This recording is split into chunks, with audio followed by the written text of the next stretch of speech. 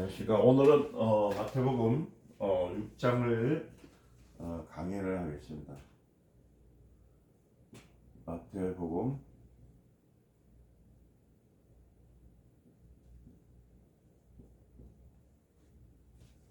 6강. 성경은 마태복음 3장 13절에서부터 17절까지 말씀을 우리가 보는데요.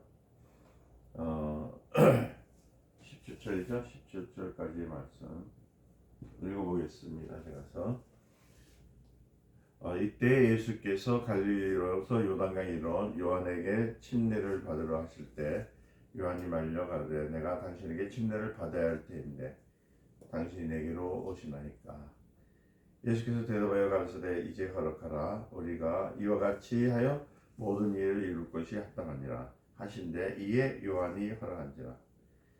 예수께서 침례를 받으시고 곧 물에서 올라오실새 하늘이 열리고 하나님 성령이 비둘기같이 내려 자기 위에 임하신 걸 보시더니 하늘로서 소리가 있어 말씀하시되 이는 내 사랑하는 아들이요 내 기뻐하는 자라 하시니라. 아멘. 오늘 성경 말씀을 읽었죠. 이때 예수님께서 갈릴리로서 이때 이제 나오죠. 처음 예수님 나올 때 이때라는 말이 나옵니다. 이때라는 때, 이때에 이런 말이 나오잖아요. 이때에 할 때, 이때라는 말은 뭐냐면 지금이라는 뜻이에요. 지금, 현재.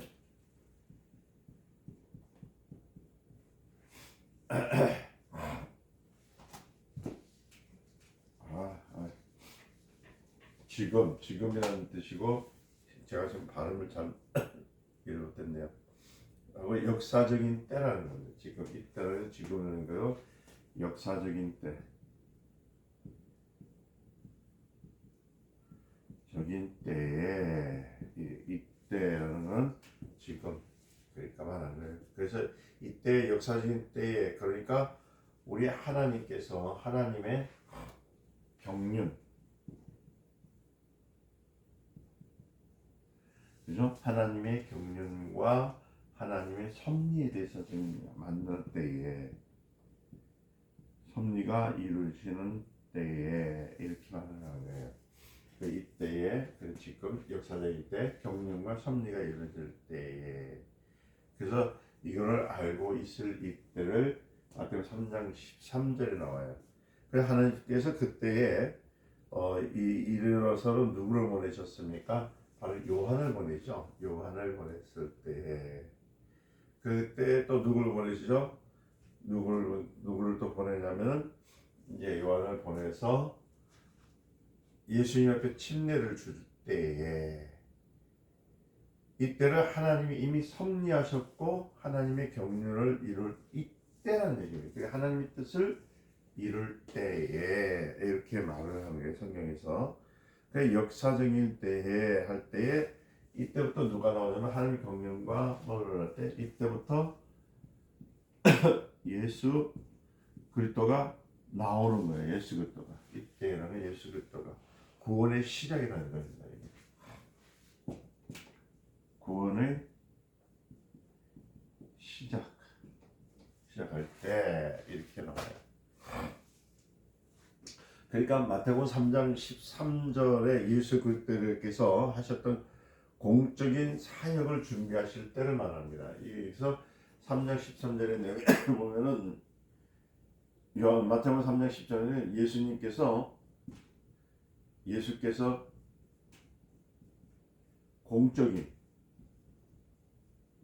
이 공적인 것은 뭐예요? 하나님의 일들, 사역을 위해서, 공적인 사역을 위해서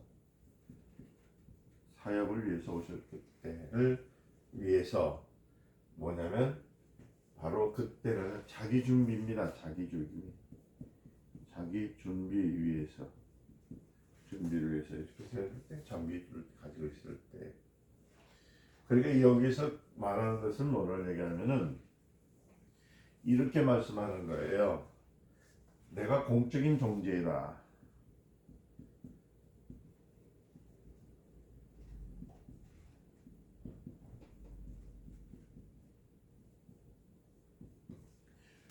공적인 사역을 자기 준비할 때 이때에 나왔을 때 내가 공적인 존재인 것을 말하는 것이고, 또 공적인 데에 대해서 예수님이 말하기를 내가 공적으로 온 사람이다. 공적으로 온 사람이다. 어디로부터? 하늘로부터 온 사람이다. 그래서 예수님이 뭐냐면 이때부터 하나님의 경륜이 시작하는, 내가 하나님의 공적인 일로 왔지만 이제 공적인 일을 해야 되죠. 공적인 삶인데 공적인 일을 해야 할 사람이다. 이걸 좀 얘기하고 있습니다. 그러니까 다시 말해서 사람이란 말을 쓰니까 여러분들은 예수님은 하나님이십니다. 사람으로 오셨기 때문에 그냥 할 분이라 쓸게요. 할 분이다 이렇게 얘기합니다. 그리고 지금 공적인 일들에서 내가 공적인 것들을 뭐냐, 공적인 신분을, 무엇을? 신분, 공적인 것은 신분을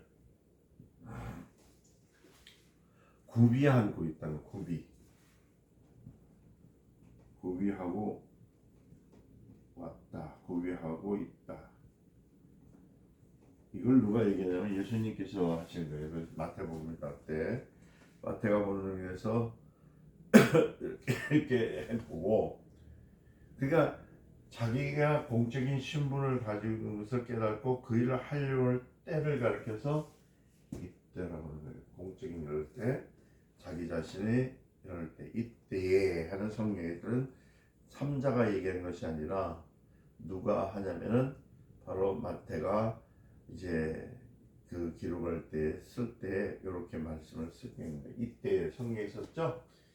그 다음에 이제 보면은 마태복음 4장에 보면은 4장 17절의 내용을 읽어보면은 똑같은 말이 나오는데, 거기서는 뭘 나오냐면은 이때부터 예수께서 비로소라는 말이 나옵니다. 비로소, 여기서 공적인 사역을 시작하는데 비로소라는 말을 써요. 비로소 무엇을 시작한다고? 공적인 일을 시작한 분. 그러니까 17절의 내용은 공적 사역을 본격적으로 착수한다고. 이제 이거를 뭐라냐면 이건 준비했지만 4장 17절은 공적인 일들을 착수하는 겁니다. 시행을 하는 것들에 대해서 얘기를 하십니다. 여러분들 마태복음 4장 17절을 보면 이때부터 예수님이 시작했구나, 무엇을요? 공적인 일들을 시작했구나 라고 보시면 되는 겁니다. 그 다음에 마태복음 16장에 들어가잖아요. 16장 21절의 내용을 보면 어떤 내용이냐면, 여러분 세 가지 구분을 할 줄 알아야 돼요. 성경에서 볼 때 예수님이 하신 일이 무엇인가를 볼 때 이때로부터 이제 이때로부터 나옵니다. 이때로부터라는 나와요. 이때로부터가 뭐냐면 예수님이 십자가에 죽으실 때, 그러니까 좀 하자면 예수 그리스도의 죽음을 말하는 겁니다. 죽으심을 예언을 하는 거예요, 내용에서. 그래서 이때의 시작은 마태복음 3장 13절에서부터 17절까지 나올 때의 말이고, 그때는 자기가 공적인 사람, 이렇게 일하러 왔고, 이렇게 내가 신분을 하나님의 아들로서 왔지만 인간의 몸을 입고 왔다는 신분을, 이것을 공개적으로 하나님께서 이 땅에 보내주신 것을 얘기했던 내용이고, 마태복음 4장 17절에는 비로소 이제 이때부터 일을 시작한 거예요. 이 공적인 일들을 일하러 오셨던 일들. 그리고 마태복음 16장 21절에는 이제 일을 하시고 난 다음에 이제 예루살렘에 올라가셔서 대제사장의 많은 고난을 받고 이제 죽으실 일에 대한 말씀을 마태복음 16장 21절에 이렇게 기록을 해놨습니다. 그러니까 그가 죽을 일에 대해서 그때 마지막을 가르치기를 시작했던 거. 그래 말하기를 이렇게 세 가지로 이제 준비됐을 때에 이렇게 세 가지 쫓기면 뭐냐면 16장에서 3장에서 나타난 것은 자기 준비입니다. 이거는 자기 준비. 자기가 이제 어떻게 준비할까? 난 이런 삶이 이렇게 일을 할 것이다. 그 다음에 4장 17절부터 이어서 착수했던 시기서부터는 여기서부터는 예수님께서 이제 전하러 다니는 겁니다. 전도를 하러 다니시는 거예요. 많은 사람 가난하고 병들고 힘없고 연약한 사람들을 도우러 가시고 이제 병든 자를 어떻게 해요? 살리시는 일들. 그러니까 그리스도의 순환의 때가 이제 들어올 때 16절부터는 이제 순환입니다. 그리스도의 순환. 이제 예루살렘에 올라와서부터 순환을 당하죠. 마침내 십자가에 죽으시고 부활하신 일들을 얘기하는 거예요. 그래서 성경 읽어보면은 마태복음 3장에서 4장까지는 자기를 준비가 나오고 그 다음에 4장 17절 전도를 시작한 다음에 이제 16장 21절서부터는 순환이 계속되었다는 거예요. 그래서 여기서 지금 보니까 갈릴리로서 요단강에 이르러 요한에게 침례를 받으러 오시는 장면이 지금 장면이거든요. 요한은 예수 그리스도보다 몇 개월 또 6개월 먼저 태어난 분입니다. 6개월요. 그러니까 그 요한은 공적인 일을 해도 이렇게 예수님은 3년을 하셨지만은 요한은 6개월밖에 안 했어요. 그래 예수님께서 나타나서 요한을 만난 다음에 요한은 그 6개월 동안에 예수님 만난 후에 6개월 후에 죽어요. 그래서 첩경을 예비한 자라고 하거든요. 먼저 그래서 뭐라냐면 제자들이 하기를 요한에게 가서 나를 살을 베풀어 주는 게 어떻습니까? 그러니까 야 나보다도 뒤에 오시는 분은 능력이 엄청 큰데 나는 그게 힘듦에도 의미 없다라고 하는 이유가 자기는 예수님의 길을 예비하는 사람의 역할을 했는데 몇 개월 사용했냐면 6개월을 사용했습니다. 하나님을 일을 하는 것이 몇 개월이라고요? 6개월이죠. 그러니까 단지 말하면 요한은 30년 동안 지난 걸 생각해보면 누가 볼 때 그건 아무것도 한 거 없이 보는 것 같아요. 30년 동안 세월이 흘러 있었어요. 젊은 청년이 말이에요. 가죽 옷을 입고 메뚜기를 먹고 석충을 먹어가면서 지내면서 있다가 6개월 만에 그냥 그것도 오실 때 예수님 할 때 세례를 주고 그렇잖아요. 베풀고 많은 사람들이 회개하라 천국에 갖고 왔냐 30년 때 있다가 그 6개월 동안 있다 잡혀가지고 죽어버려서 그거 하고 난 다음에 결국은 누굴요? 예수님 앞에 세례를 주고 난 다음에 침례를 주고 난 다음에 죽은 것밖에 없어요. 그러나 요한은 뭐냐면 여러분도 아시다시피 사람이 난 자 중에서 제일 큰 자라고 보겠습니다. 그러니까 보세요. 그 청년이 그때 그 요한은 30년 동안에 지냈을 때 얼마나 많은 생활이 있었겠습니까? 그렇죠? 생활면에 있을 때도 뭐 우리가 그렇다고 해서 그 사람이 생활에 대해서 기록이 된 것도 없고 그 사람의 행적에 대해서는 기록은 없었지만 그가 한 것은 단지 6개월입니다. 6개월 동안 예수님이 오셔서 세례를 받을 때 그것을 일을 하고 결국 예수님이 그때부터 물 위에 올라오셨던 주의 일을 할 때에 딱 6개월 만에 죽어버렸습니다. 그렇기 때문에 어떤 사람들이 참 이거 허무하게 죽은 인생이다라고 생각해요. 여러분 참 우리 기독교인들이 참 안타까운 건 뭐냐면은 기독교는 허무주의가 아닙니다. 여러분 자꾸만 허무한 거죠. 과거에는 옛날에 자꾸 이렇게 얘기를 하는데요. 이거는 불교인들이 사용하는 거예요. 그러니까 종교인들이 인생무상 살무회의. 인생은 살아가는 의미가 뭐냐 회의를 느낀다. 그게 허무주의거든요. 허무주의는 인도서부터 시작됐죠. 인도에서 그 제가 옛날 크리스탄이라는 사람의 그 책 허무주의 책을 좀 읽어보니까 이건 뭐 살아나는 것도 허무고 밥을 먹는 것, 그 다음에 자라나는 것, 병든 것까지도 자기는 아무것도 아니다라고 생각합니다. 어떻게 보면 철학적인 의미가 있겠거든요. 근데 결국은 보면은 그 철학적인 내용의 안에는 보면 사람으로 하여금 뭐냐면 멸상주의에 가깝게 만드는 거예요. 멸상주의가 뭔지 아세요?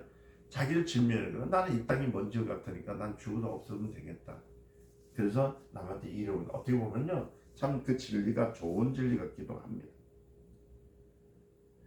근데 우리 기독교는 허무주의가 아닙니다. 과거를 허무하게 느끼는 사람들이 아니라는 거예요. 그러니까 과거에 있는 일에 대해서 후회할 일이 없어요. 우리는 후회하는 거예요. 그 해결을 왜 하는 거예요? 과거를 묻지 아니하신 하나님, 그죠? 후회가 없으신 하나님, 그분한테 왔을 때 우리를 어떻게 한다고요?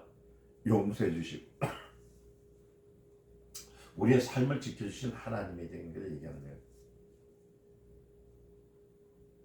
여러분이나 나는 기독교인이 되려면요, 진짜 기독교는 성격부터 바뀌어야 돼. 그 자체가 기독교인다워야 됩니다. 기독교인은 어떤 거냐면, 정상적인 기독교인들은 허무나 어떤 멸절주의 같은 그런 일을 하는 것이 아니라, 우린 날마다 감사하면서 하나님께서 또 내일 더 좋은 일, 모레도 더 좋은 일, 장차 더 좋은 일, 훌륭한 모든 일을 나에게 주신 하나님에 대해서 감사해야 돼요. 허무주의 되면 감사가 없어요. 그러니까 여러분들 세상 사람들 가만히 보면 전부 뭐예요? 맨날 핑계 대잖아요. 내가 뭐가 없어서 못 살겠고, 뭐가 안 돼서 못 살겠고, 그렇잖아요. 그러니까 세상 사람이나 절에 가는 사람은 다 허무주의입니다. 그래서 많은 사람들이 조금 힘들면, 여기 요새 뭐 자연인들 뭐 나오잖아요. 뭐 자연 속에 산다고 하는데 다 그 허무주의자들이거든. 이 땅에서 일할 것이 많은데 왜 산속에 들어가냐고요. 절간에 있는 사람들, 중들도 그렇잖아요. 그들은 스스로를 뭐냐면 자신을 감추려고 하는 거야. 나타나지 않으려고 그래. 그러니까 그들은 뭐냐면 사람들에게 전파하기를 뭐냐면 숨으라 죄를 지라. 그때 어디 있죠? 우리 아실 때 이제 에덴에서 누가 저 죄를 졌습니까? 아담이 죄를 졌잖아요. 죄를 짓고 나니까 숨으니까 어딜 숨었어요? 나무숲 사이에 숨는 것처럼. 죄를 갖고 있으면 숨을 수밖에 없어요. 그게 허무주의. 처음에 아담도 그냥 허무주의처럼요, 나는 이제 인생 끝났구나 하고 숨어 있을 때 누가 찾아오시냐? 예수님 찾아오시잖아. 아담아. 우리는 허무주의가 아닙니다.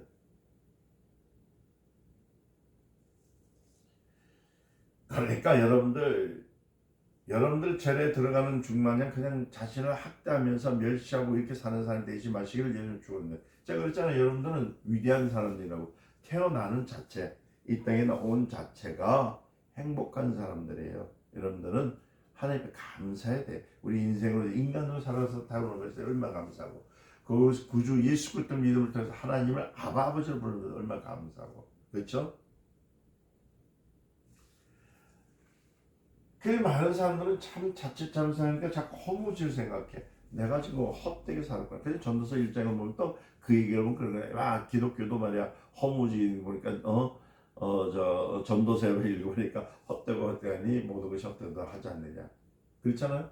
해 아래서 수고한 것이 헛되고 헛되며 헛되니 모든 것이 헛되노라. 그래서 헛되는 말이 몇 번 나와요? 5번 나오거든. 헛되고. 그 전도서 1장에서 있는 헛되단 말은 불교에서 말한 허무주의나 자멸주의의 그 고백이 아니에요. 그걸 우리 그렇게 생각을 합니다. 그거 아니에요. 태양 아래에서, 해 아래에서, 뭐냐면 이 말은 뭐냐면 태양 아래, 아래 있단 말은 하나님이 없는 해 아래에서 수고하는 것은 헛되다는 것이지, 인생의 허무함, 인생이 사는 것이 허무하고 헛되다는 것이 아니라는 겁니다. 다시 말해서 신이 없는 태양 아래서 수고한 것은 헛된 사람들이다. 그러니까 태양이나 해 아래에서 있을지라도 하나님이 계시지 않는 곳에서 사는 인생이 헛된 것이지, 하나님이 계시면 태양은 언제보다 비춰주죠. 비춰주잖아요. 따뜻하게 보여주고 하는 것처럼 이렇게 비춰주는 거 얼마나 감사한 줄 말해요. 어떤 사람이 80년 사는 동안에 하나님 만나지 못하고 세상을 떠났네요. 그죠? 그러면 그 사람은 헛된 사람일까? 아니면 그 헛된 사람이에요. 80년 동안 뭐 했어요? 그 사람의 기록을 보면은 먹고 자고 싸고 일하고 만나고 낳고 이거밖에 없어요. 누굴 만나? 사람들 만나 다투고 싸우고. 그리고 가난하고 병들고 힘없고 연약하고 80세의 긴 인생을 살았지만은 거기에는 누가 없기 때문에 하나님이 계시지 않기 때문에 헛된 인생을 산 거예요. 요새 그렇죠? 120살까지 살아야 된다고. 뭐 기독교인들도 그렇더라고요. 120살까지 살아야 된다고. 저는 웬간하면 120살까지 사지 마시고 길으면 100살까지 사십시오. 뭐 넉넉하면 90살이고 좋으면 80살까지 사시면 돼요. 뭐 이런 말 하면 또 어떻게 하는 건지. 또 이 목사님 저쪽 분은 또 어떤 말 할까? 왜 저런 말 할까? 난 120년 살려고 온갖 보약을 다 먹고 살고 멋지게 한번 살아보고 싶은데 지금까지 고생했고 지금까지 말이야 얼마나 힘들게 살았는데 이제 하나님 전에서 조금 복을 받아서 좋은 집, 좋은 차, 좋은 거 다 해가지고 120살까지 한번 살아보려는데 말이야. 목사님 무슨 그렇게 헛된 말을 하십니까? 이렇게 하신 분도 계실 거예요. 근데 그게 아니고요. 제가 하는 의도는 말씀의 의도는 80년을 질러도 120년 살아도 하나님 못 만나면 헛되다는 거예요. 그런데 80세에 하나님 못 만났는데 이분이 81세에 죽지 않고 80세 살아서 82세 때 81세 때 하나님 만났다면서요. 이 사람은 헛된 사람입니까? 아니면 아니에요. 이 사람은 하나님 만나기 때문에 헛된 사람이 아니라는 겁니다. 복된 사람이 된 거예요. 그러니까 80세까지 하나님을 만나지 못했지만 81세에 하나님을 만났다면 81세에 하나님을 만난 날 위해서 기다리는 사람이에요. 요한이 30년 동안에 살았을 때에 누굴 만났어요?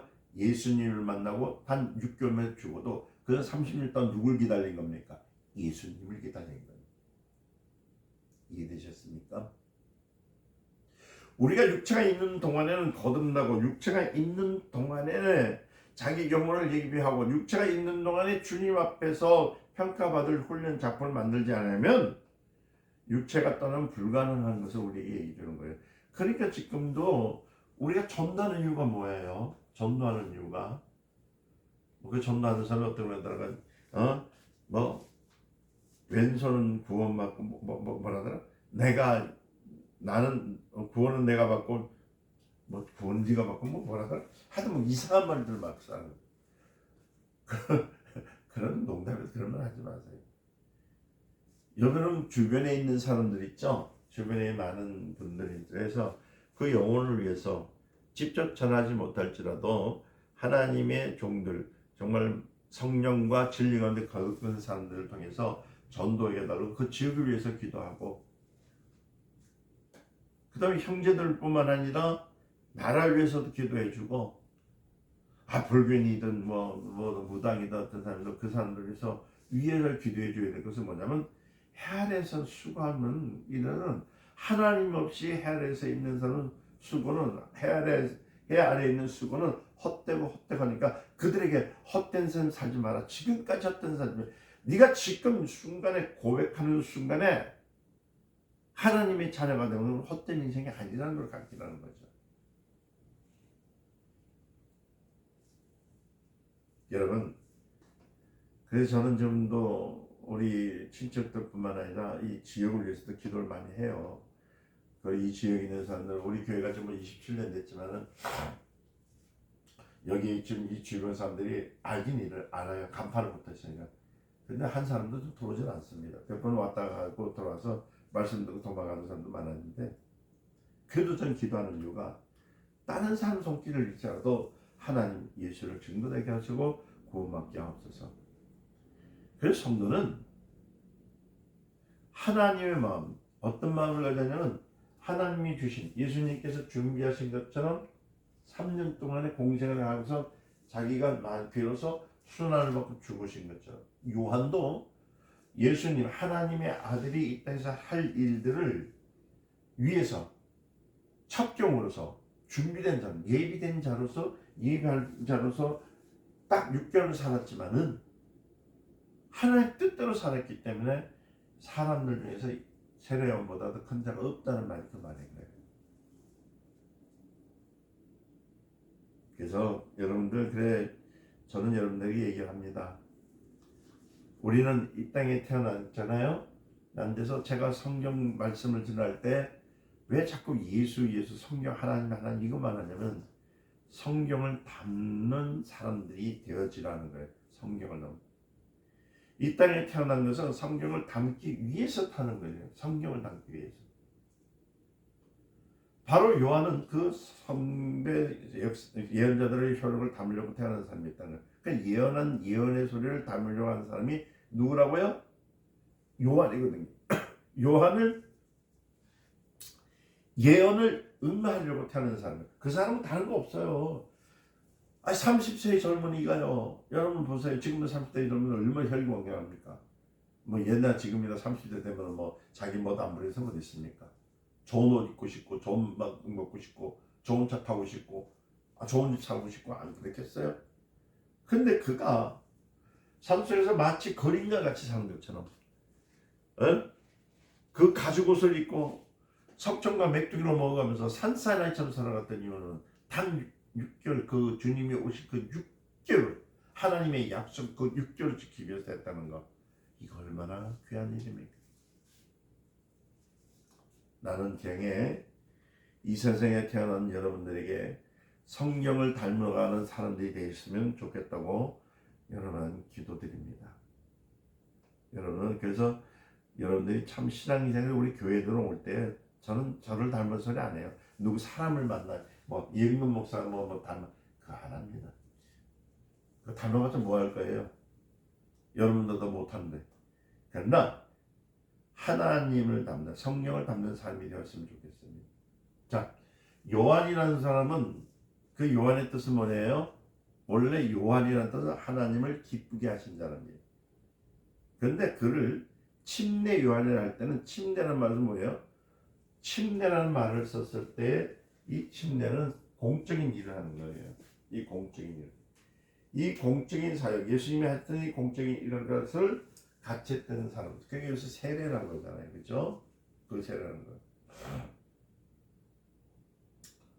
그는 오직 뭐를 주기 위해서 왔냐면 침례를 주기 위해서 많은 사람들이 침례를 받게 만든 거예요. 물론 이는 모든 사람들이 회개하는 침례를 주었습니다. 그러나 이것은 그리스도를 어떤 거예요?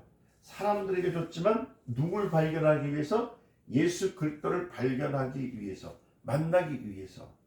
그러니까 많은 사람들을 그리스도를 만나게 하기 위해서 누가 베풀었어요? 세례 요한이, 침례 요한이 베풀어 준 거예요. 이걸 이해하셔야 되는 거예요. 그냥 세례 요한하니까 세례 요한이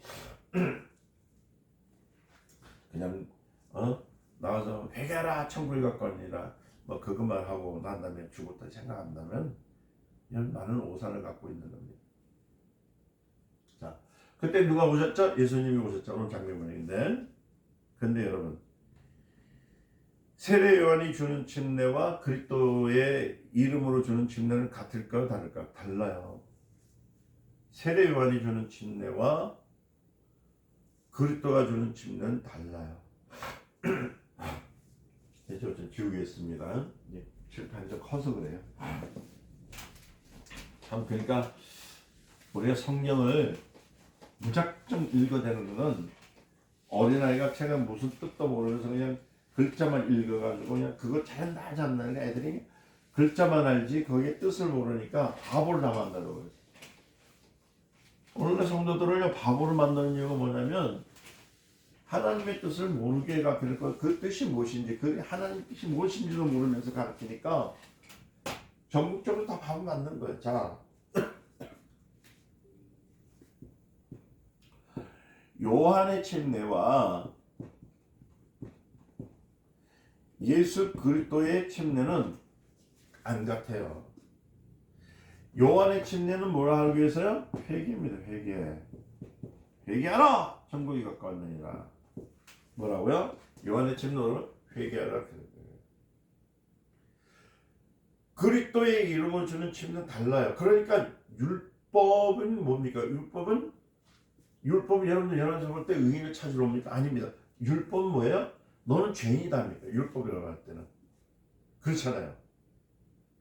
여러분들 보세요. 성경에 보니까 왜 바리새인들이 그리스도를 멸시하는 줄 아십니까? 다른 것이 아니에요. 율법을 멸시했다고 생각한 거예요.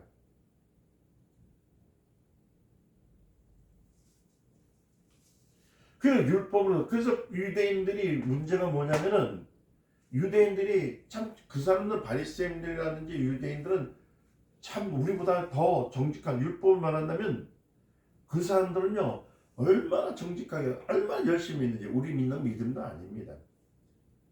아주 뛰어난 사람들입니다. 근데 그 사람들이 왜 그랬냐면 율법으로 의로워지려고 했기 때문에 그러니까 거룩한 모습을 있는데 그 안에는 뭐가 있어요? 없어요? 그리스도가 없기 때문에 예수님은 책망한 거예요. 그들에게서. 그러니까 이 바리새인들이 자기를 가지고 자기 의로운 사람을 만들려니까 뭐를 만드는 율법을 가지고. 그래 여러분 율법 몇 개가 있어요? 율법은 여러분 10계명입니다. 10개밖에 없어요. 그런데 거기다 625개를 만들어가지고 거기다 붙여가지고 뭘 했냐면은 더 자기를 더 거룩한 모습으로 더 많은 것을 저번에도 한번 말씀드렸지만 지금 자기를 죽이러 오는 사람들이 있는데 그때 그 바리새인들이 어떻게 했다고 그랬습니까? 뛰어다니면 안 되거든. 안식일에 뛰어다니면은 죄거든. 죽거든. 근데 보세요. 말 타고 오는 놈이 와가지고 말 타고 막 달려오는 사람이 죽이러 오는 사람이 있는데 거기에 율법에 의해서 안식일을 거룩하게 지켜야 되니까 걸음도 뛰어가지 못해 걸어가는 사람이 살겠어요? 죽겠어요? 죽잖아요. 오늘 우리가 얘기해야 되는 것은 뭐냐면 율법으로는 도저히 자기를 의인을 만들 수 없다는 거예요. 회개하라 했을 때는 다른 것이 아니라 너 율법으로 네가 정직하게 살 너는 살 수 없다. 하나님을 만나라. 하나님의 일을 만나라. 하나님이 율법을 세상에 보내신 것은 세상에 의인이 없다는 것. 그러니까 세상에 의인이 있을 가능성이 없다는 것을 알기 때문에 보내주신 거거든요. 그러니까 율법은 뭐냐면 율법은 의인을 찾으려고 보낸 것이 아니에요. 근데 많은 사람들은 율법에 대해서 율법이 세상에 없을 때는 스스로 의의 인간이 많았지만은 율법이라는 것을 그냥 율법이라는 망을 씌워버리니까 걸리지 않는 사람이 다 걸리는 거야. 율법 이것도 죄고 저것도 걸리고 다 시작하는 거거든요. 율법은 하나님께서 이 땅에 의인이 있을 것이라 하고 짐작하고 보내는 것이 아니라 의인은 없나니 하나도 없고 하나님이 그래 하잖아요. 하나님 이미 알기 때문에 어디서 그랬습니까? 에덴 동산에서 부터 부패되고 타락한 인간에게 기대를 걸지 않았기 때문에. 그래서 창세기 8장 21절에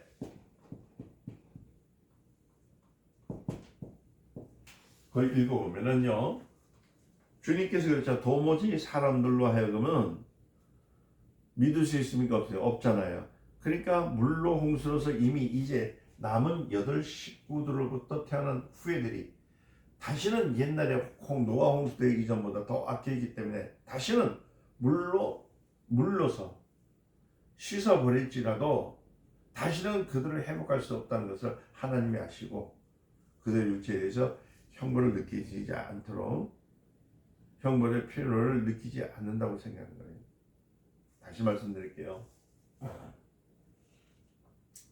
그러니까 요한이 말했던 회개는 뭐냐면 다른 게 아니에요. 8장에서 우리 창세기 8장 21절에 사람의 악함으로 우리 하나님 그러셨잖아요. 인간은 너무 악하니까 인간 지으신 것에서 후회하셨잖아요. 그래서 물로 씻는 건 씻어줘도 이미 그건 되지 않기 때문에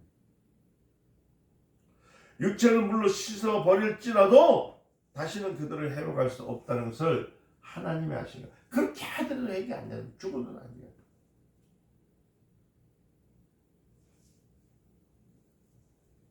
그래서 그들에 대해서 형벌을 줄 수 있는 것이 형벌할 필요가 느끼지 않았다고 생각하시는 거예요. 그래서 하나님이 율법을 주고 완전히 낙인을 찍었어요. 하나님 앞에 낙인이 찍혀버렸어요. 뭐라고 찍혔냐면은 불의한 자. 본격적으로 부패한 이 하늘하고 부패된 인간을 말하고 있는 거예요. 그래서 성경 로마서 8장 27절에 7장인가요? 7장 27절이죠.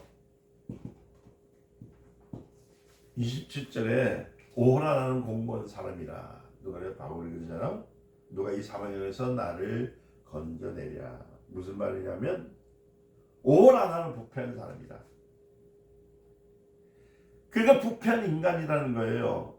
바로 그것을 본격적으로 시각적으로 옛날부터란 뜻을 시작한 겁니다. 그래서 옛날부터 부패에 대해서 구제받을 수 없는 인간이구나. 누가요? 자신이 그렇다는 걸 알게 됐던 거예요. 그래서 하나님께 감사한 것은 나 같은 구제불능한 인간을 구해주시니 감사한 것을 바울이 로마서 7장 27절에 표현을 합니다.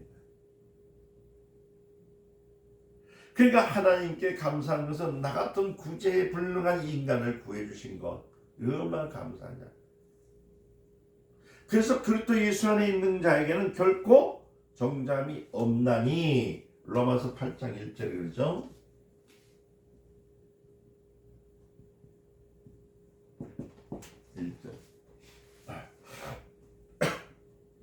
이런 거예요. 그래서 예수 안에 있는 자는, 누가 안에 있는 자는?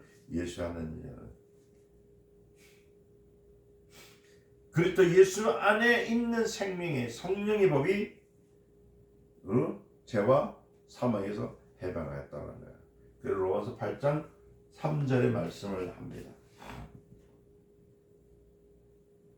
그것이 누구로부터? 예수 그리스도의 회개. 그러니까 우리가 회개는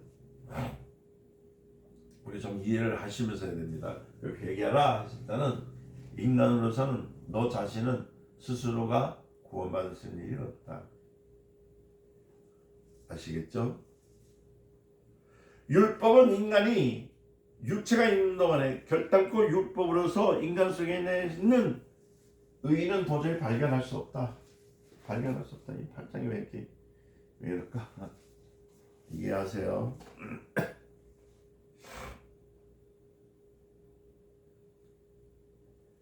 율법은 인간의 육체가 있는 동안에 결단과 율법은 인간 속에 있는 의인을 발견할 수 없다는 거예요. 그래 이 지구상에 육체가 있는 한은 율법은 의인 한 사람을 찾아낼 수 있습니까? 없습니다. 하나도 없어요. 율법이라는 것은 의인을 만들어내는 것이 아니에요. 율법은 의인이 없다는 것을 다시 한번, 그래서 회개하라 청구했거든요. 너 죄인이라 했던 말은 의인은 없다. 다 죄인이다. 바리새인들은 율법으로서 의로워지게 하기 때문에 그들은 뭐라 했냐면, 그래서 예수님을 자꾸 싫어하고 발견했던 건 뭐냐면, 예수님 율법을 볼 때 예수님이 하는 일들만 율법을 어긋나는 일을 하거든요. 그래서 책망했던 겁니다. 오늘 요단강에서 회개하라 그렇게 말했죠. 회개란 말은 뭐냐면 남의 것을 도둑질하지 말라가 아닙니다.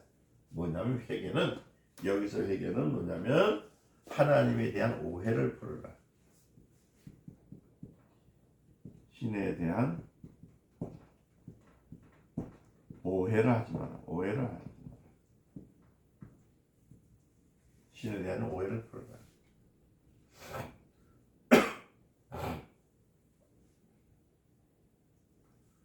그러니까 이 고치란 말이에요. 회개란 말은 신에 대한 오해를 고쳐라. 그러니까 너희들이 지금 갖고 있는 대로 뭐 하나님이 나의 아버지고 아브라함과 이삭과 야곱의 하나님이고 우리는 옛날부터 하나님의 백성이니까 우리는 이렇게 율법을 지키면 우리 의로운 산다는 것을 고치라. 하나님 그런 건 아니에요. 율법으로서는 의인이 없어. 너희가 신에 대한 오해, 다시 말씀드리면 율법을 알고 있는 율법에 대한 오해를 고쳐라. 네가 갖는 그 율법 그것 때문에 그런 것이 아니란 말이에요. 근데 사람들은 뭐 율법주의가 뭔지도 모르고 율법주의를 얘기해요. 율법에 대한 오해를 고치는 말은 뭐냐면 하나님에 대해서 하나님을 알아야 믿어요. 그러니까 신에 대한 너의 상식을 수정해라. 바꿔라. 그런데 보세요. 바리새인들이 말입니다. 율법으로 의로워지니까 몸부림쳐지죠. 그러니까 그 말을 하니까 예수님을 좋아할까 싫어할까? 싫어할 수밖에 없는 거야. 막 그러니까 속에서 뭐가 나옵니까? 미움의 마음을 부릴 듯 하잖아요.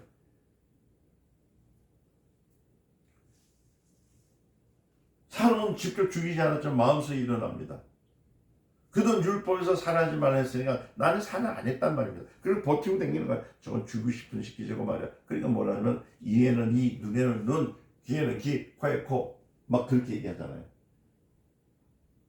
그래서 이스라엘에서 바리새인들은 직접 자기가 사람을 죽이거나 사람에게 욕하지 않습니다. 거룩한 척이 돼요. 속에는 부글부글 자기가서 도매 찍어주고 싶어.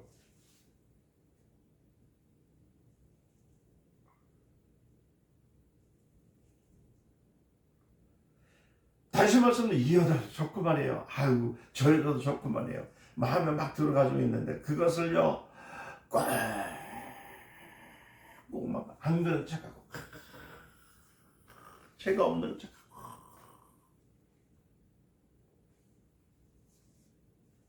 그래서 세상에 그 같은 의인이 없다고 보기에 그래서 바리새인은 훌륭한 선생이라고 했어요. 훌륭한 의인으로 보였던 겁니다. 이해했습니까? 그때 예수님께서 올 무렵까지는 모든 사람들은 누굴 우러봤습니까? 그네들을 우러본 거야. 이야 바리새인들처럼 지켜야 돼. 오늘날도 우리 교회들 그렇죠? 저같이 성격이 범벌거리고 말씀도 막 하고 글자도 개빠같이 읽고 싫으면 싫다고 정하는 사람은 막 아이고 저 목사가 돼가지고 말이야 성격도 그렇고 저거는 까칠한 거 까칠 1번지라면서요 저거 그렇게 얘기해. 그런데 옷도 양복 쫙 빼입고 성경책도 쫙 갖고 있으면서 말도 조곤조곤 여러분 하나님이 사랑하십니다. 화가 나는데도 화내고 그래요 사랑합니다. 아니 저희 동기 중에서 그런 분이 있어요. 그랬더니 그 권사님 한 분이 그렇더라고요. 저를 보더만 목사님 우리 목사님 얼마나 인애가 많으시고 사랑이 많으시지 않습니까? 설교도 참자 얼마나 사랑이 많은지 그냥 사람들 오면 성도들 오면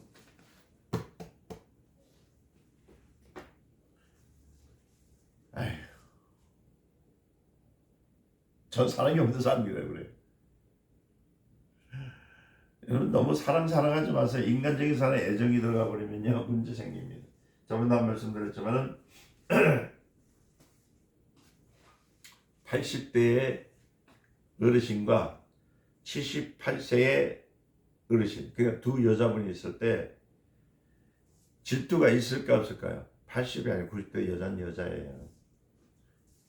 옛날에 제 동기 목사 님이 부흥회 가가지고 78세 되는 그 권사님이 오시니까 뭐라고 했냐면 끌어안으면서 어구 이쁜 거 어떻게 이 집 왔나면서 끌어안고 뽀뽀를 해준 거야 이뻐에다가.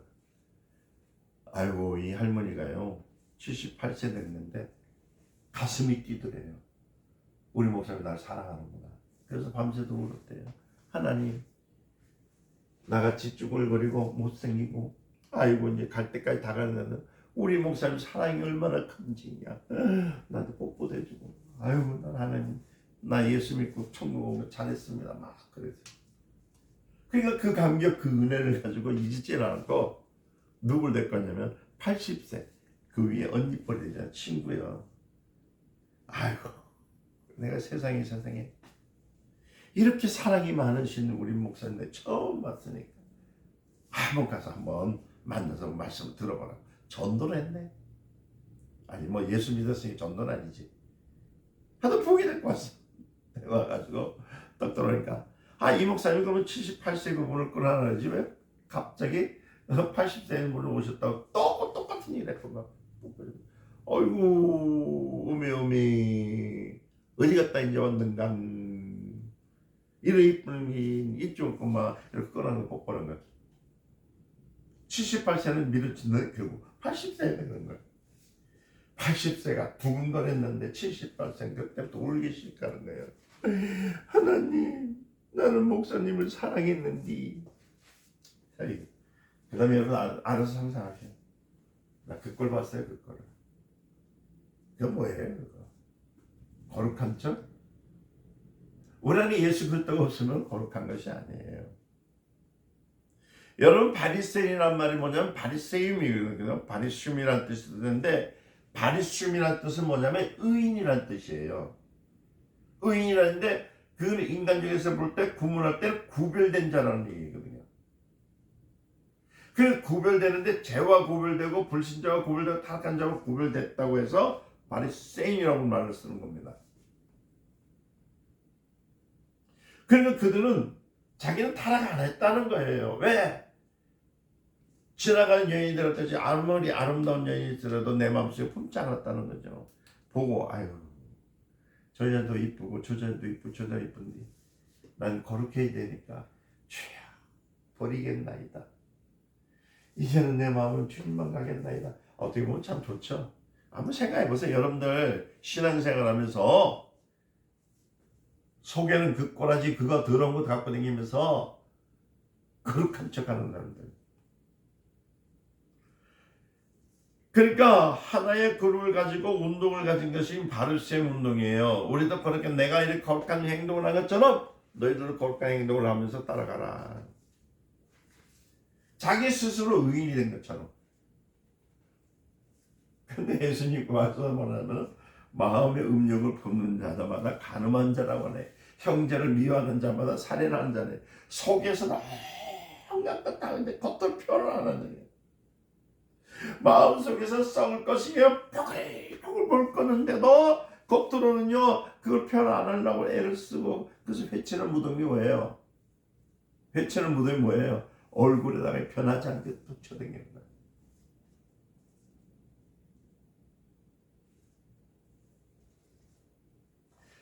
겉으로 안 하려고 하는 그 노력만도 하나님의 뜻대로 살려하는 것인데 속이야 냄새가 나든 안에서 똥꼬리가 나든 용숨치든 그래도 겉모습만 하나님 뜻대로 살겠다고 뜻대로 살아가면서 노력을 보여주는 바리새인들에게 누가요? 우리 주님이 자극을 주거든요. 누가 바리새인 노릇할 사람 있겠냐고 말합니다. 마음을 가지고 있는 것이나 겉으로 갖고 있는 것이나 똑같이 취급됩니다. 누가 바리새인을 노릇할 사람이 있겠냐고. 누가 있겠냐는 거예요. 그 말은 뭐냐면 속은 썩었는데 겉은 표현된다고 그것이 진짜 깨끗해졌겠냐는 얘기입니다. 그나마 타락한 지구상에 그래도 바리새인 노릇하면서 속이야 죽이고 싶지만 겉으로 헤헤헤 하면서 노력하는 사람들. 이나마 이런 사람들을 죄인같이 취급하면 누가 어떤 사람이 의인이겠냐는 거죠. 여러분 바울 선생도 있잖아요.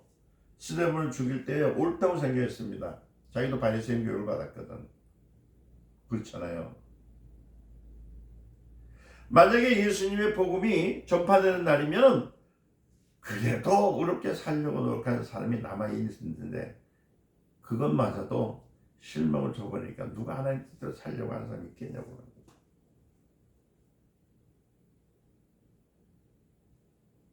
예수의 복음을 전하는 자들은 죽일 것을 마땅히 생각하는 사람이 누굽니까? 바로 바리새인하고 누굽니까? 그 사울이었잖아요. 바울이 아니고.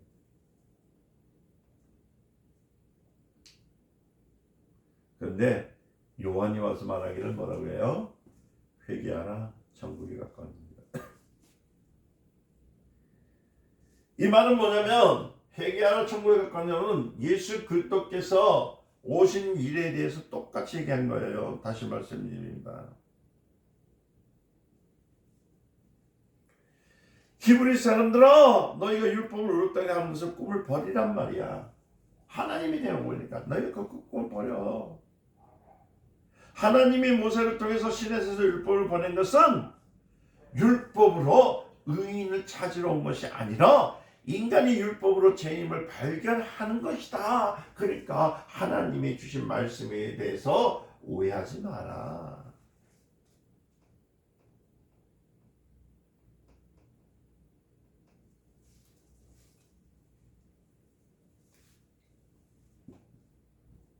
마태복음 5장 17절이죠. 이에 보면 예수님이 말씀하세요. 내가 율법을 폐하러 온 것이 아니라 완전케 하러 왔더라. 그 내용 보충하러 왔다는 거예요. 다시 말하면 율법을 빼버리러 온 것이 아니고 율법을 더하러 온 거예요. 그러니까 바리새인마저도 없게 하려고 하는 거예요. 그러니까 이 바리새인들이 갖고 있는 사고방식도 없애게 하려고 왔다는 거예요. 그러니까 요한이 회개하라 것은 요한이 주는 신뢰와 똑같은 의미를 갖고 있는 것이 뭐냐면 다른 것이 아니라 나는 죄인입니다. 다 같이 합시다. 나는 죄인입니다. 시작. 나는 죄인입니다. 이 고백을 하는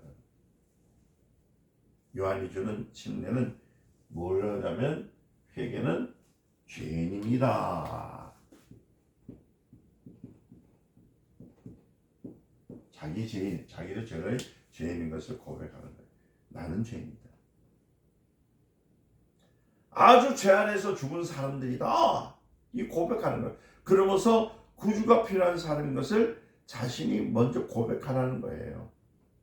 이해되셨죠? 제가 전도 얘기 한번 했었잖아요. 전도는 너의 죄를 예수님이 다 용서해 줬다는 얘기예요. 그러니까 다시 말해서 내가 말하던 그분이 누구냐면 회개하는 것은 예수님이시다. 그분을 기다리니까 6개월 동안 누가? 침례 요한이. 예수님이시다. 회개하라. 회개한다는 것은 예수님을 만나라. 의인은 없나니 하나도 없다. 그러나 주님은 의인으로서 우리에게 오셨다. 아멘. 믿음을 주셨다.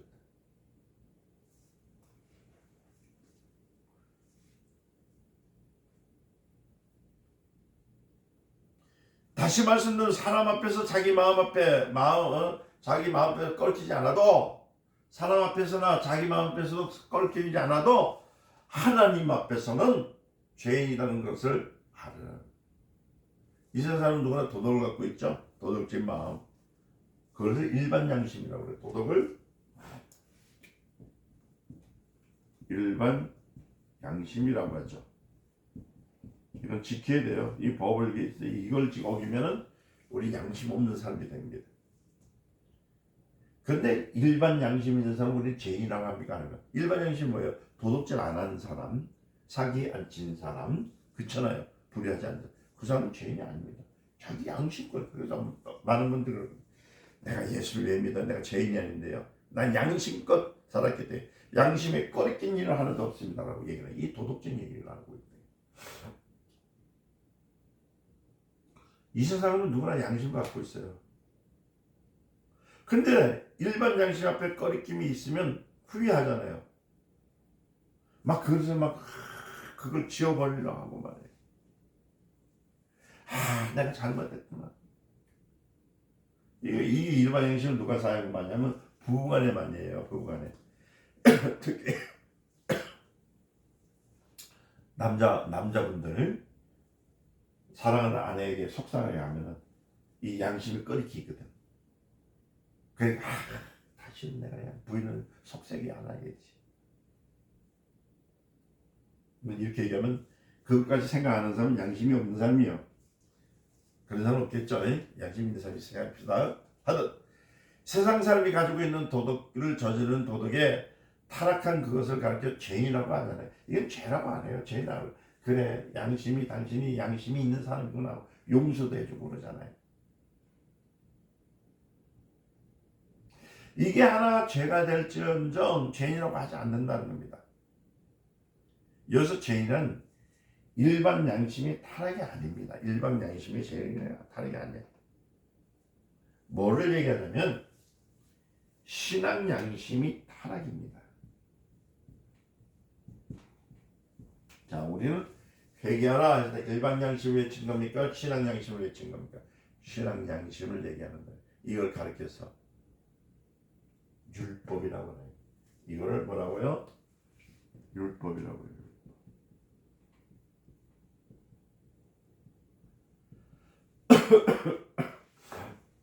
신앙 양심을 율법.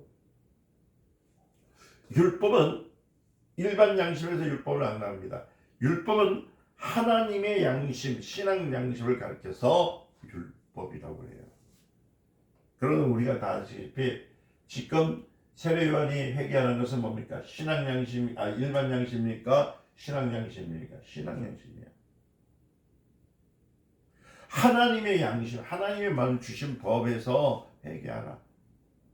자, 다 같이 합니다. 율법은 하나님의 양심의 법이다. 시작. 율법은 하나님의 양심의 법이다. 아멘. 그러니까 율법은 하나님의 양심이 우리의 신앙의 양심이 된다는 걸 가르치는 거예요. 그래서 하나님의 법이 우리의 신앙 양심이 된 것을 알고 나가야 돼요. 그리고 우리가 죄 앞에서 내가 죄인이라는 것은 무엇냐면, 아니 내가 일반적으로 내가 죄를 안 짓는 데가 아니야. 하나님에 대해 주신 율법, 하나님의 양심의 법, 하나님의 양심의 법, 이것이 신앙의 법인데, 이게 신앙의 법에서 율법으로서 죄가 됐기 때문에 우리는 모든 사람이 회개해야 되는 거예요.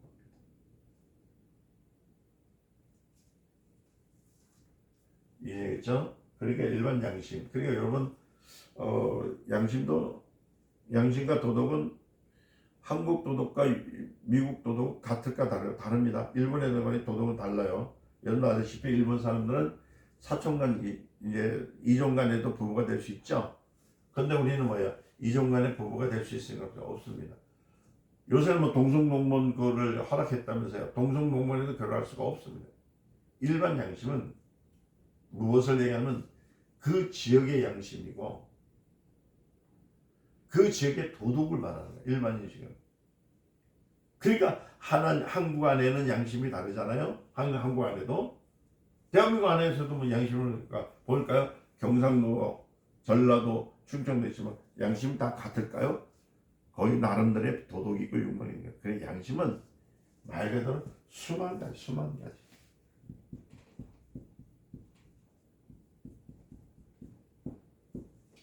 율법과 도덕을 다르게 생각하십니다. 이건 표준이 없어요.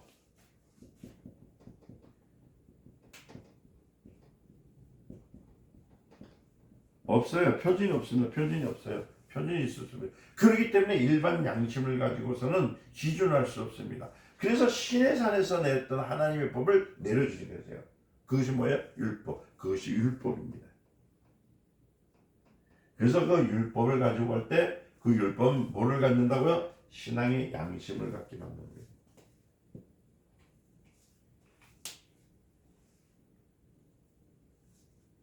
그래서 누구든지 여러분들 신의 산에서 하나님이 선포하신 하나님의 양심, 곧 신앙 양심으로 말미암자면 누굴 만날 수 없을까요? 예수님을 만날 수가 없어요. 주님을 만날 수가 없습니다. 그래서 우리가 죄인입니다 하는 것은 신앙 양심에 정죄된 것을 가리켜서 죄인입니다 라고 얘기하는 거예요. 다시 말씀드리면 일반 양심에서 정죄된 것을 말한 것이 아니라 신앙 양심에서 정죄된 것을 죄인이라는 거예요. 다시 합시다. 나는 죄인이다. 시작. 나는 죄인이다. 신앙 양심에 정죄된 죄. 그러니까 나는 신앙 양심에 정죄가 되었기 때문에, 다시 말해서 하나님의 말씀을 어겼기 때문에 내가 죄인이라는 거예요. 그래서 율법에 의해서 누구든지 죄인이 아닐 수가 있습니까? 없습니까? 다 죄인이에요. 다 죄인. 그러니까 그것을 회개하는 일이 누구든지, 그러니까 의인은 없나니 하나도 없다. 그래서 죄인을 회개케 하기 위해서 뭘 준다고요? 침례. 그 침례라고 하는 말은 회개를 줬다는 겁니다. 회개를 주는 얘기예요. 이 침례는 뭐예요? 물속에 푹 잠겼다 일어나는 것이죠. 물속에 들어갔다는 것은 뭡니까? 익사됐다는 거, 죽었다는 거거든. 그래서 나는 과거에 물속에서 잠겨 죽었지만은, 그죠?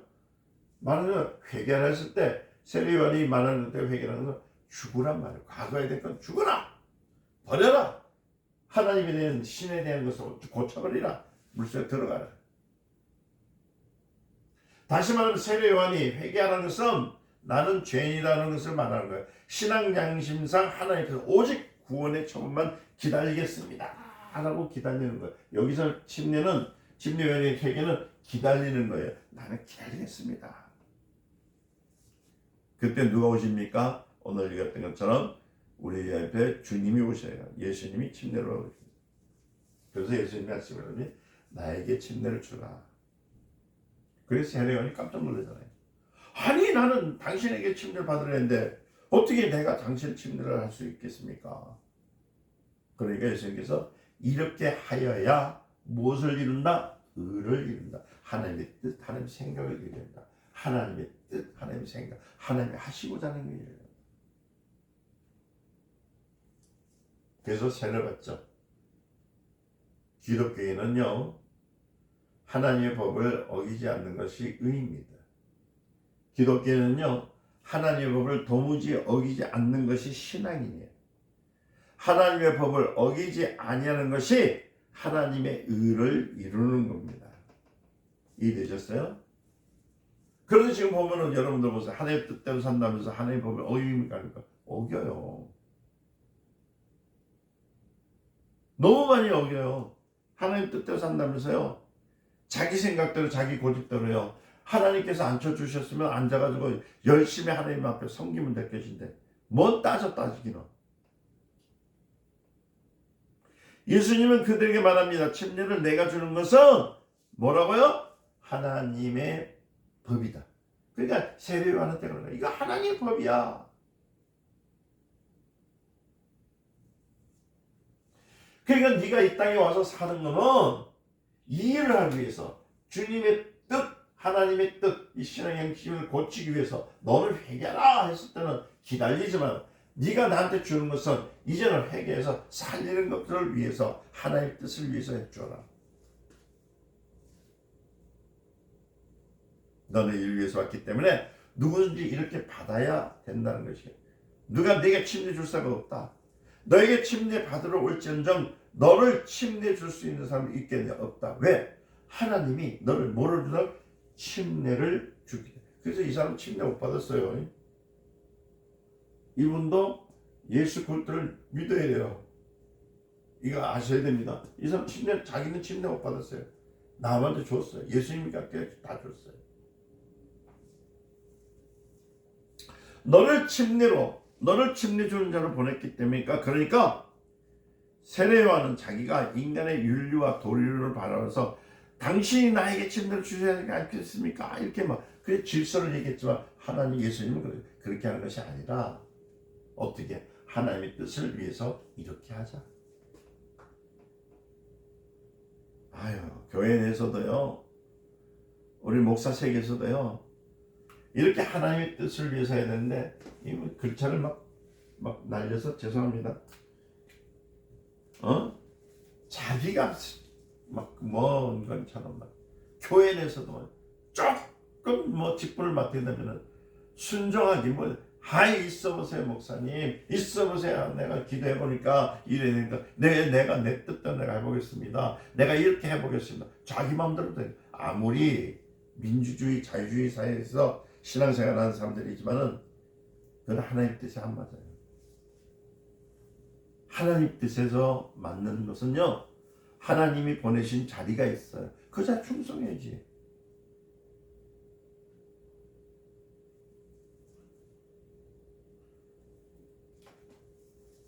그런데 듣나요? 자기가 나는 하나님 앞에 범죄한 것도 없고 맞잖아요. 헌금도 잘하고 찬양도 잘하고 기도도 잘하고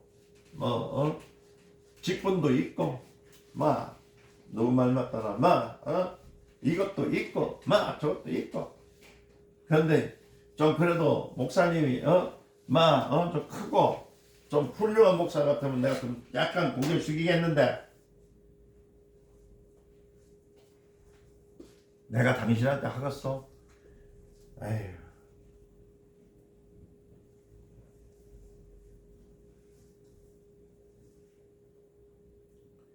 예수님이 물속에 들어가셔서 나는 죄인입니다 해야 할 필요가 있습니까? 없어요.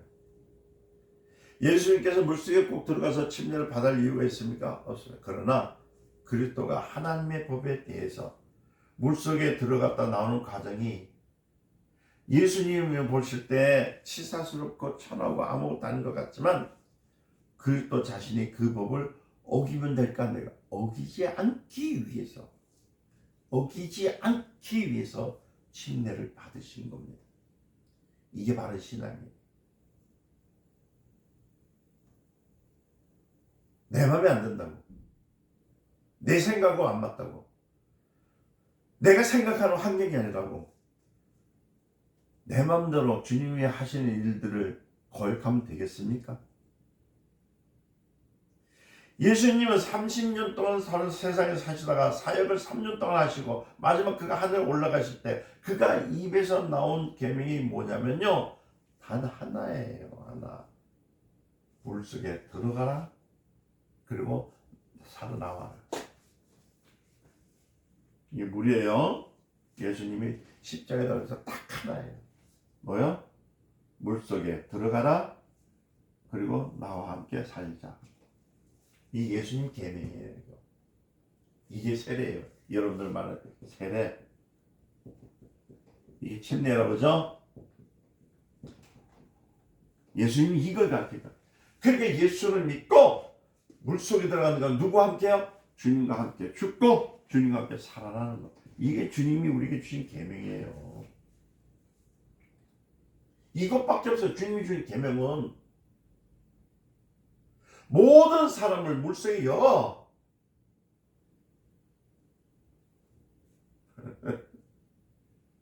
그리고 나와라. 들어가서 나와라. 들어가서 나와라. 그가 3년 동안의 길은 제자들에게 마지막 명령하죠. 너희는 모든 족속으로 제자를 삼고 뭘 하라고요? 그들을 물속에 엿다가 꺼내라. 이거 가르친 거예요. 그거요, 그거. 물속에 덮겠나. 그가 절정에 이르는 계명이 절정에 이르는 부탁이 겨우 뭐냐면 사람들로 물속에 엿다가 물속에서 꺼져내라는 얘기잖아요. 겨우 아니요. 이게 얼마나 큰 진리인지 몰라요. 이건 하나님의 뜻을 이루는 거예요. 그래서 어떤 사람 말해요. 시시하다.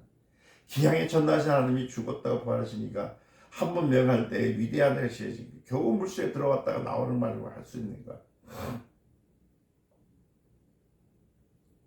그렇게 말하는 사람도 있을 겁니다.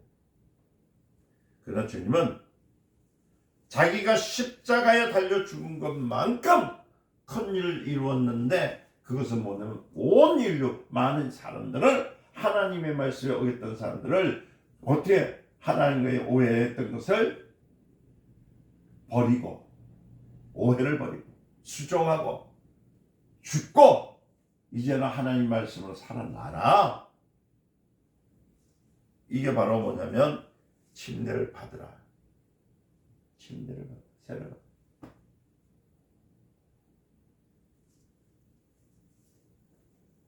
침례를 받으세요. 세례를 받으세요 하면은 미루지만은 그리스도가 십자가에 죽은 것은 그리스도는 자기 권리를 죽는 것다고 죽었죠. 그리스도는 자기 권리를 죽었어요. 그가 우리에게 침례를 받는 것이 쉬운 것 같지만은 실상 어려운 거예요. 이 큰 거. 그래서 웬만한 사람들 침례 받는 거 합니다. 믿음 없는 사람, 받을 권리 없는 사람들 있죠. 쉽게 구분할 수 있는 것은 뭐냐면 제가 저번에도 말씀드렸죠. 우리 교회에 초기에 이 교회를 같이 했던 사람이 우리 장인하고 같이 세례를 학습을 받았어요. 그런데 장인어른은 참 착해. 참 순진해. 딸이 그래도 목사하고 결혼했으니까 그전에는 뭐 십몇 년 동안 나오시도 않았습니다. 그러나 교회에 하는 일은 다 도와주셨어요. 게다가 제가 이제 학습을 받고 침례를 받으세요. 그래 결혼하고 10년 만에 받으셨어요. 두 분이 이제 받은 거예요. 연배도 같은 분인데. 그래가지고 두 분이서 세례를 받으시라고 그분한테 했더니 안 받는데. 학습만 받으면 됐지 세례까지 받을 필요 없대. 거절하시대. 근데 우리 장인어른은요 얼마나 순진한지. 그날 오셔가지고 성경 읽고 예수를 믿겠다 고백하면서 세례를 받는데 얼마나 그 모습이 이쁜지. 그리고 몇 년 후에 하나님 나라에 소천에 가셨어요. 믿음 있는 사람과 믿음이 없는 사람이 차이가 뭔지 아십니까? 믿음 없는 사람은 절대 세례 안 받습니다. 왜요? 받을 수 없어요. 인정을 안 하기 때문에. 여러분, 하나님의 법을 이해하셔야 돼요. 똑같은 물속에 잠기고 있는 것 같지만 쉬우면서도 믿음이 없는 사람, 절대 못하는 이유가 뭐냐면 그리스도를 이해하지 못했기 때문에. 그러니까 자기 스스로 빠지려고 그래요.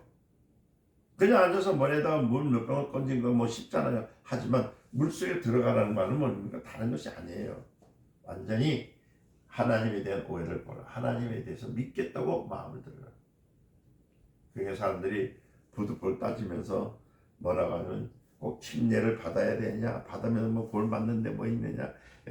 저기 예수님 옆에 있었던 그 강도가 있었는데 그 강도는 뭐 굳이 뭐 침례 받았는데 언제 침례 받았는데 이렇게 말하는데, 여러분, 십자가에 달린 강도는 침례를 안 받았습니다. 그러면 침례 안 받기 위해서 십자가에 달린 강도의 처지와 같이 여러분도 동등한 처지를 갖고 택하겠습니까? 여러분도 한번 십자가 달려보실래요? 이렇게 요 십자가 다 밝히는데, 이 십자가에 다 이렇게 한번 달려보실래요? 이렇게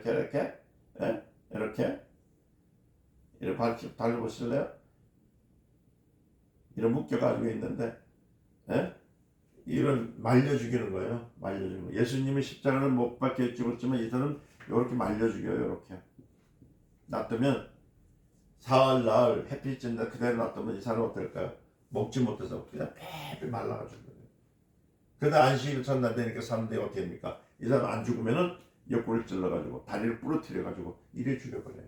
뭐 십자가 쉬운 줄 아세요? 강도와 같이 구원받으시려고요? 왜 그러세요? 왜? 예수님의 십자가는요, 여러분들이 아시다시피 예수님은 못을 박으셨어요. 어디다가요? 십자가에다. 누가요? 많은 사람들이, 우리가요.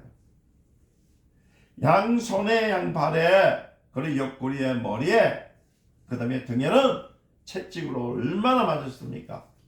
그가 찔리면 우리의 허물을 이해하며 그가 맞음으로 우리가 나음을 얻었더라.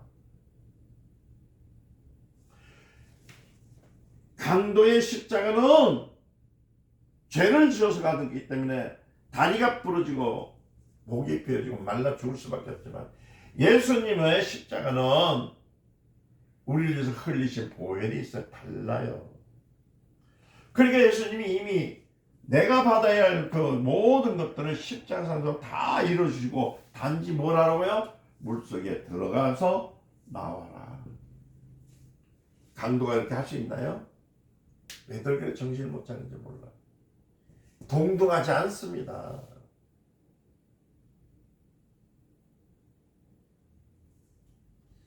스데반을 보세요. 스데반의 입장을 택하지 않고 바울과 같이 하지 않고 왜 강도와 같이 자꾸 하려고 하냐 말이야. 강도 십자가에 달려대서요, 저는 이거 안 받아. 이거 하나도 안 부러워요. 왜? 침례를 안 받았기 때문에. 그래서 저는 이 신문 안 갔습니다. 난 예수님의 십자가를 바라봅니다. 그래서 여러분들, 침례를 이해하지 못하는 사람은 절대 침례 안 받습니다. 받으러 권해도요, 그리스도를 이해하지 못했기 때문에 못 받는 거예요. 그리스도를 이해할 수 있다면은 있는 건 다 그리스도를 위해서 거치고 나가는 것이 복인 것을 알게. 그래서 저희 교회는 십자가가 어디에 들어오기를 성전에 들어가는 것을 계속 가르쳐 드리고 있습니다. 그리스도를 이해하지 못하면 불가능합니다. 그래서 여러분들이 예수를 믿을 때는 것은 믿음이 없어서는 안 돼요. 믿음이 있어야 돼요. 그러니까 교회는 뭘 가르쳐야 돼요? 이거 가르치는 거잖아요. 그리스도와 연합하려고 하지 않는 사람들 절대로 주님 나라에 들어갈 수가 없어요. 하나님은 침례를 통해서 그리스도의 죽음과 부활을 맞먹는, 적어도 거기에는 뭔가는 경험을 인정해 주고 있다는 사실. 할렐루야. 자, 침례 받는 사람은 뭐라고요? 우리가 그리스도가 받는 의, 그 의를 아는 사람. 이것은 법으로 알아야 하는 것인데, 여러분, 법을 사랑할 줄 알아야 돼요. 누구의 법요? 하나님의 법. 그래서 여러분들 예수 믿는 사람 하면 법이 없는 사람인 줄 알지요. 그런데 아니에요. 법이 있어요. 법대로 사는 것이 예수 믿는 사람들. 근데 많은 사람들은요, 예수 이상한 짓 얼마나 많은지 몰라요. 우리나라에서 있는 교통법규도 법입니다. 횡단보도 건너라고 빨간불 있고 파란불 있죠? 그것도 법입니다. 근데 요새 많은 사람들이 아이고 법도 안 지키고, 특히 뭐 장로님도 다 하더라고요. 거기에 빨간불이면 서 있으면 돼요. 파란불이면 건너가야죠. 근데 장로는 뭐 빨간불도 파란불도 없나요? 다른 것을 예의로 드리기 싫어서는 예의를 드는 거예요. 법을 안 지키는 것이 예수 믿는 사람이 아닙니다. 우리는 어떤 법이라도 사회법이라도 다 지켜야 돼요. 법을 잘 지키는 사람. 우리 하나님의 나라에 있는 법도 지키지만 이 땅에 있는 법도 지켜가서 사는 사람. 그 왜 많은 사람들이 기독교는 욕을 먹어요? 먹는 이유가 법을 안 지키게. 맨날 사기꾼 도둑놈 소리 듣는 이유. 뭐? 법을 안 지키기 때문에. 사람과 사람 사이에도 법을 안 지키고. 근데 뭐 하나님의 법을 지킨다고요?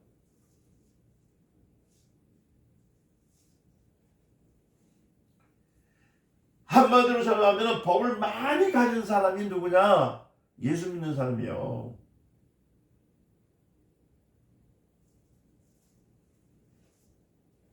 그래서 준법을 지키는 사람, 법을 지키는 사람, 법을 지키시길 예수를 축원드립니다.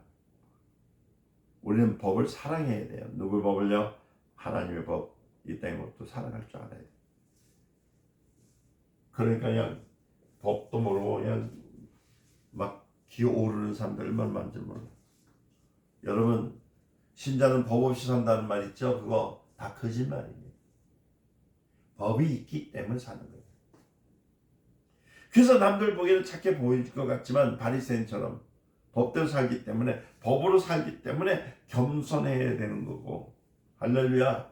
겸손이 뭐 성경책 들고 그러면서 목소리 낮추는데 아이고 여러분, 아이고 여러분 이런다고 그게 법입니까?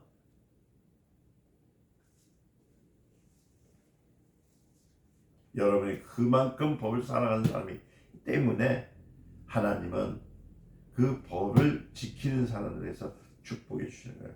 더욱더 사랑하시기를 예수님을 축원드립니다. 여러분, 물속에 들어가는 건 하찮게 얘기지만은요, 그게 아니에요. 그 큰 법입니다. 그 법을 지켜야 성만찬. 주님께서 하신 것처럼 내 살을 먹어라, 내 피를 마시라. 그 약속을 지키게 되는 겁니다. 그걸 지키지 않으려면 성만찬을 위해서 우리는 어떻게 되냐면요, 여러분 아셔야 돼요. 어떤 사람들은 말하기를 말해요. 아유, 큰 법은 성만찬에 참여하는 것이고, 물속에 침례하는 것을 하는 것은 자그마한 법인 줄 알고 있고. 그래서 성만찬 때는 너 전날에 목욕도 하고 말이야. 아주 멀리 갔다가도 그날 참석하려고 하고요. 1년에 한 번 그날 2번 있는 그 참석하려고. 성만찬도 법입니다. 그래서 우리 하나님은 이렇게 모든 것들 있잖아요. 큰 것들을 아주 간단하게 놓으셨던 이유는 다른 것이 아니라 우리로 하여금 하나님을 알려고. 그 성경에 보니까 나사렛 동네에서 무슨 선한 일이 날 수 있으려 하듯이 그 큰 것을 간단하게 감춰 놓으셨어요. 이렇게 간단한 거. 우리 필요히 볼 때는 아무것도 아닌 것 같지만 이 일이 얼마나 큰 축복의 길인지를. 여기는 꼭 여러분들이 장로가 되고 안수집사가 되고 목사가 되어야만이 이 은혜를 받습니까? 아니에요. 다 똑같아요.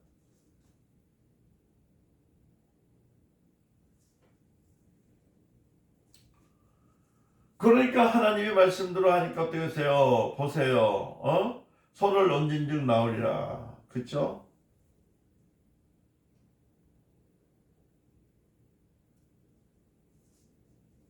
참 전능하신 하나님의 말씀대로 순종하니까 그때부터 뭐가 이적이 나타나는데 하나님의 권능이 함께 하시기 시작하는 거예요. 자, 보세요. 제가 이제 우리 교회에서 은사를 지금 조금씩 열어드리고 있어요. 이제 하늘문을 열 수 있는 영계까지 지금 이제 어떤 이런 얘기를 하면 또 우리 교회 참석 안 했다고 우리 차별하느냐 얘기하는데, 차별 안 받으시려면 들어오세요. 와서 같이 받으셔요. 안 오니까 차별받는, 난 차별한 일 없어. 똑같이 다 해줬어. 본인이 차별을 받는 것이지 내가 차별 준 거 아니거든. 자, 손을 얹은 즉 나으리라 했을 때 손에서 내 능력이 있습니까? 없어요. 누가요? 전능하신 하나님이 고치는 힘을 가지고, 그 고치는 힘이 있음을 나는 믿고, 이 손을 통해서가 아니라 하나님의 능력이 이 손에 통해서 오는 것이 아니라, 이 손에 있는 것이 아니라 한 능력이 임하셔서 함께 해달라고. 손은 하나의 뭐냐면 짝대기와 같아. 못의 지팡이와 같아. 되면은 나으리라 한 것처럼 나아진다는 얘기입니다. 다시 말씀드리면 하나님의 약속을 믿고, 주님의 약속에서 하나님의 약속을 믿고 하나님 실천하시는 것을 보는 것이거든요. 오늘 많은 사람들이거든요. 사람들이 병 고치는 것을 욕하잖아요. 또 욕하면 누굴 욕하는 겁니까? 바로 하나님 욕하는 거잖아요. 손을 얹은 즉 나으려 했기 때문에 순종하는 거요. 주님 말씀을 믿고 얹는 거거든요. 그래 낫는 거잖아요. 머리에 아무리 얹어도 그분이 고치지 않으면 불가능한 겁니다. 그런 나으려는 그분의 약속을 믿지 않게. 그래서 제가 그러잖아요. 그 손을 얹어 기도할 때 내가 하는 사역자나 받는 사람이 똑같아요. 하나님이 고쳐주신다 믿음만 있으면 고쳐져. 말라기서 3장 6절 말씀을 읽어보면은요, 하나님께서 그랬잖아요. 주님의 손을 통해서 역사하시는데 나 여호와는 변혁하지 않는 분이라고 했습니다. 시편 89편에 보면은 89편 34절에 보면은 4절에도 보면은 뭐는 나는 치료하는 여호와라고 했어요. 그는 이미 자신의 신분을 내놨어요. 누가요? 나는 누구라고요? 변혁하지 않는 분.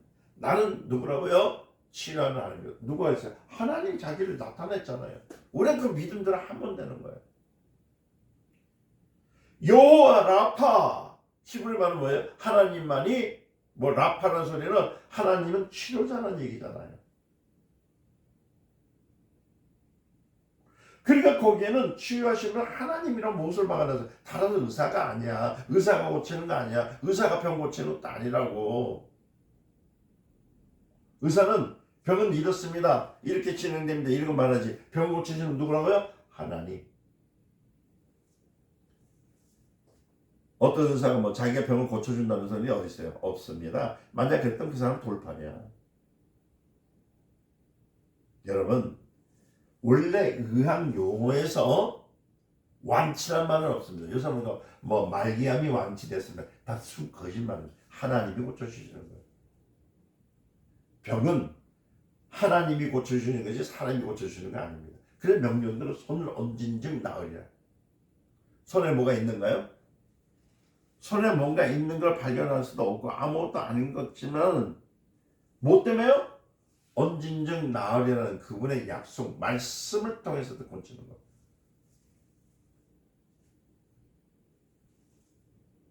우리는 조그마한 법일지라도 하나님의 말씀을 살아가시기를 예수님으로 축원드립니다.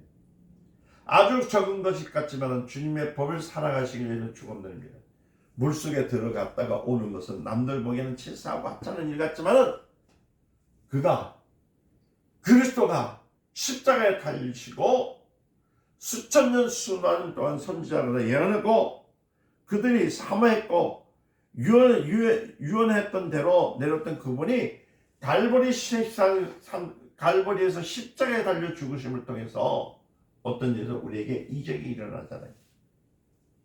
수천 년 동안 내려왔던 하늘과 땅 사이의 약속들이 갈보리에서 이루어진 그 큰 경험을 바로 우리는 어디서요?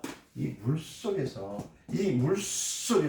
아멘, 우리가 갖는 경험은 버금가게 만들어 주신 거예요.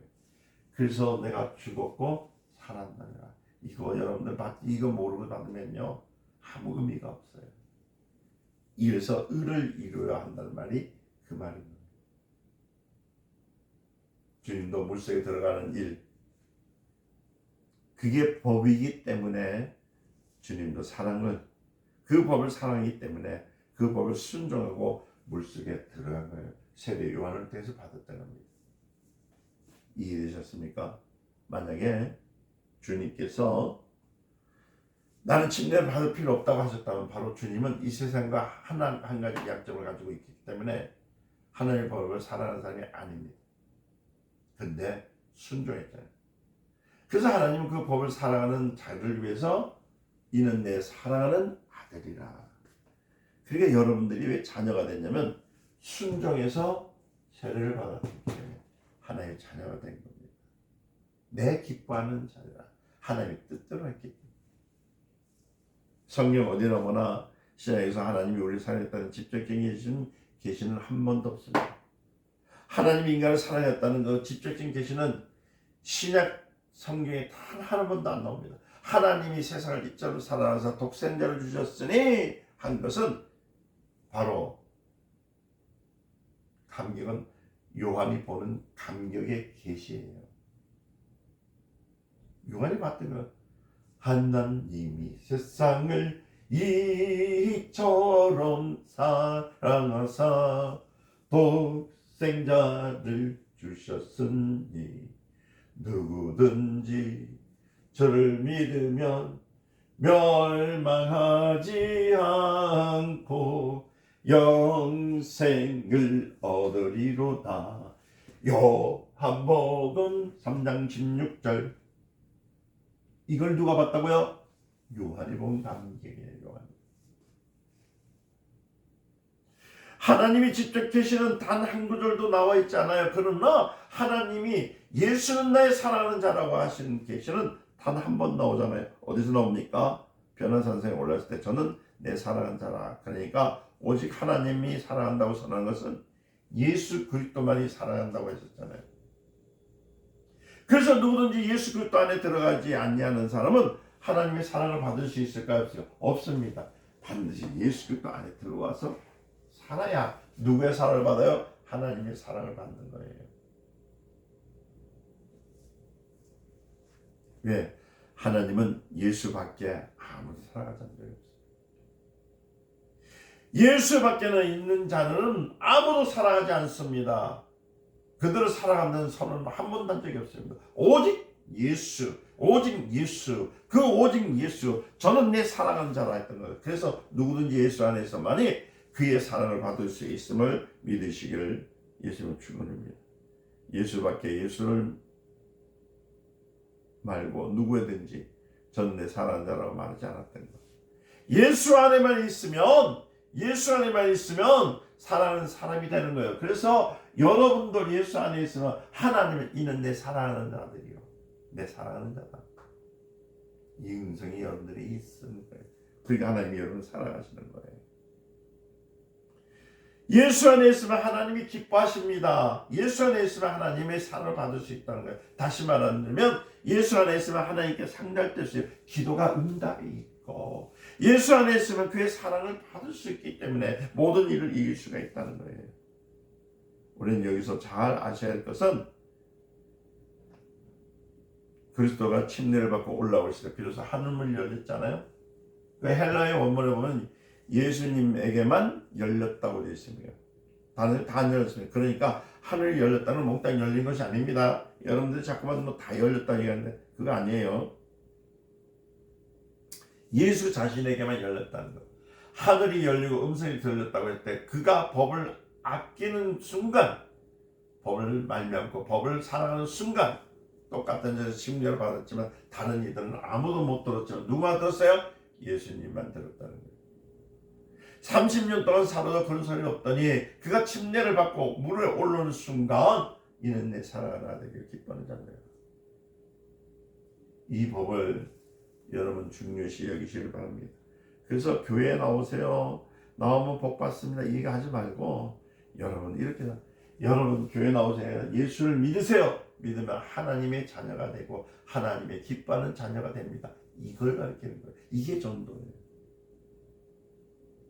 이와 같이 법은 중요한 겁니다.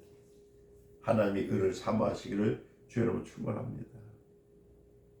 그래서 무엇을 먹을까, 무엇을 마실까, 무엇을 입을까 하지 말라. 먼저 그의 나라와 그의 의를 구하라. 그의 나라와 그 의를 구하라. 하나님의 뜻을 구하라. 아멘. 아멘. 여러분 정말 그 나라를 사모하는 사람이라면 그를 사모하기를 주의 이름을 축원합니다. 드립니다. 하나님 나라를 법에 사모하기를 주의 이름으로 축원드립니다. 자, 왜 당신은 그럼 나 이제 또 몇 가지만 먹어 마치려고 합니다. 자, 여러분들은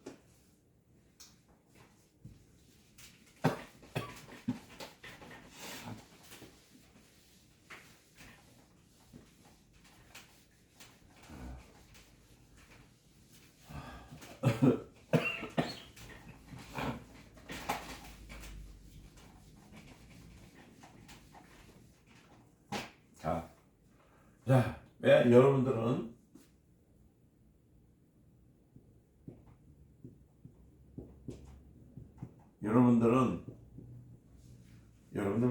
당신이 나쁘시다 이거. 유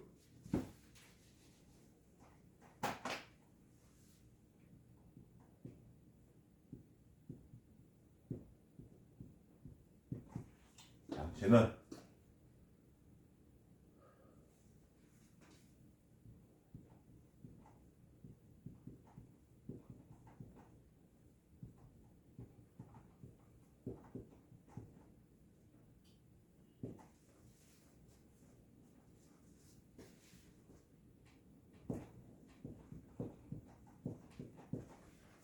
왜 섣불리 하는가?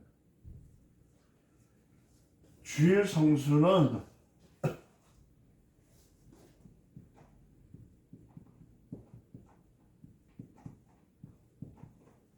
안식일을 완성한 날입니다.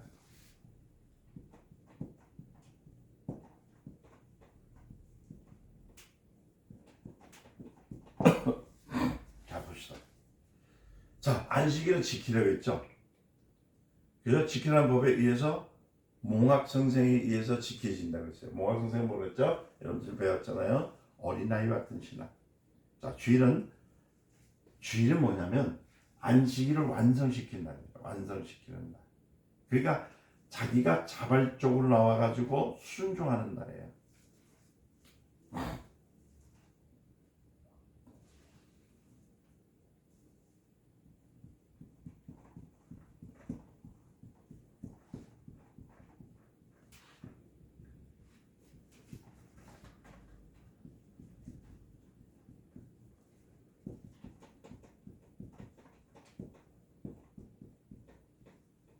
날이 뭐예요? 주일입니다. 주일 성수입니다. 이해됐습니까? 안식일은 뭐예요? 자기를 지키라는, 그러니까 안식 시키는 명령에 의해서 할 수 없이 끌려가는 거. 안식일을 지키라 할 끌려가는 거. 그래 지켜야 되지. 근데 주일은 뭐라고요? 자발적으로 자기가 뭘 사랑하기 때문에 자발적으로 법을 사랑하기 때문에. 법을 사랑하기 때문에. 그래서 안식일에 완성되는 날이 뭐라고요? 주일이란 말이에요. 법을 사랑하는. 안식일은 끌려다니지만 주일은 자기가 자발적으로 나와서 하나님의 법을 이끄는 날. 이것이 바로 그거거든요. 근데 보면 왜 등한시한지 모르겠어요. 이 주일이 얼마나 중요한지. 자발적으로 나와서 순종하는 날이 주일이거든요. 법을 사랑하기 때문에. 정말 그의 법을 사랑한다면, 그의 의를 사랑한다면 이 모든 것들을 더 해야 되는데, 더 열심히 해야 되는데 주일날을 왜 그렇게 어렵게 하는가. 그래서 여러분들이, 제가 그러죠, 가난에 쪼들리고 일에 실패하고 모든 것을 얻으려고 몸을 쫓아 얻어지지 않는 것은 뭐예요? 만사 게을러지고, 그쵸? 예? 고통스러워지고 안 되는 이유가 뭡니까? 그것이 무엇을 먹을까? 무엇을 입을까? 무엇을 마실까? 하지 말라. 먼저 그의 나라와 그 의를 구하라는 말씀대로 주일 성수가 얼마나 좋은지 몰라요. 이해되셨습니까? 그 주일날은 목숨을 걸어요. 그러니까 여러분들이, 예? 여러분들이 말 그대로 그의 나라, 네? 그의 나라, 그의 의, 이거요. 그러니까 그의 나라를 멸망했을지언정 그의 나라를 사모하지 않기 때문에 가난하고 병들고 힘들고 고통스럽고 안 되는 이유가 거기 있다는 거예요. 다시 말씀드리면 그의 나라를 여러분들이 보세요. 멸망했을지언정 그의 의를 사랑하지 않기 때문에 사모하지 않기 때문에 여러분들 가난에서 못 벗어나는 거예요. 주일이 중요한 거예요. 목사님 어쩔 수 없잖아요. 주일날 내가 일을 해야 되니까. 참 요새 참 그렇죠. 직장도 밥을 먹고 살아야 되는데 그 직장에서 뭐가 다르면 어떡합니까? 그래서 제가 그랬잖아요. 네가 있는 것은 어떤 나오라 했던 말은 주님의 법을 사모하는 마음이 있으면 이길 수 있는 힘도 있다는 거예요. 그걸 이길 수 있는 힘이 없기 때문에 여러분들이 그의 나라는 천국은 사모하지만 하나님의 말씀을 사모하지 않기 때문에 오는 그 멸망의 길을 어떻게 할 거냐. 정말 주의 법을 지키는 자가 되시기를 축원드립니다. 주의 법이라면 주님을 망치는 것 같이 사모하기를 예수님을 축원드립니다.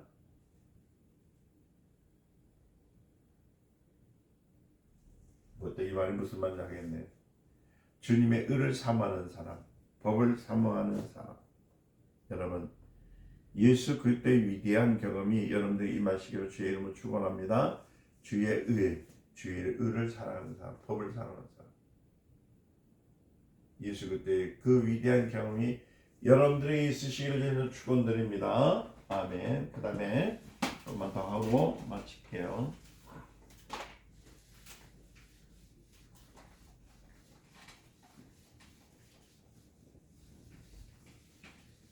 주일은 정말 잘 지켜야 돼요. 주일 안 지키면은 내가 부하고 싶어도 부하지가 못하고요.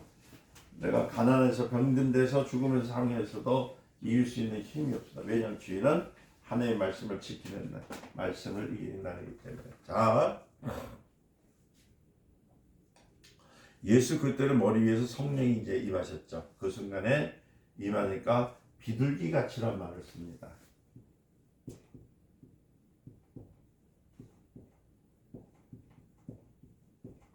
성령의 비둘기같이, 그죠? 자, 여러분 이게 비둘기같이는 성령을 말하는 것이 아닙니다. 성령이 누구를요? 예수를 비둘기라고 고백한다는 뜻입니다. 그러니까 예수님을 비둘기같이라는 게 아니, 성령이 비둘기가 아닙니다. 성령이 예수를 비둘기라고 고백하는 뜻이에요. 성령이 예수를 뭐라고요? 비둘기라고 증거하는 거예요. 증거. 비둘기같이, 그러니까 비둘기라고 증거하는 거예요. 그러니까 성령은 자신을 나타내기 위해서가 아니라 누구를 증거하기 위해서? 예수를 나타내기 위해서. 요한복음 15장 26절 말씀에 보면은 거기에 분명히 말씀하고 있습니다. 근데 오늘날 많은 사람들이요, 자꾸만 성령을 거꾸로 말해요. 자꾸만 비둘기로 그리겠죠. 난리나요. 요한은 예수를 어린 양으로 말했습니다. 죄를 지고 가는 하나님의 어린 양으로. 그리고 또 하나님은 저는 내 사랑 아니라고 했습니다. 성령은 뭐냐면 그 예수를 뭐라고 비둘기라고 했어요. 그렇죠?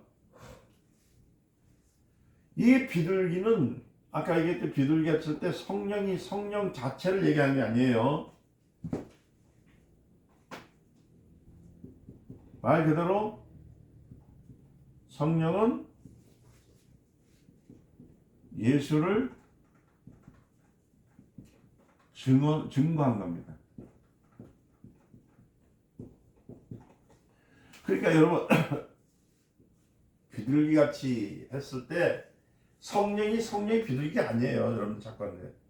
근데 요한은 예수를 뭐라고 했냐면 어린 양이라고 했습니다.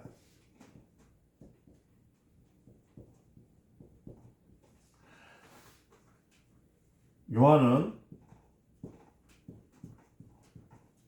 그러나 하나님은 예수를 뭐냐면 내 사랑하는 아들이었어요.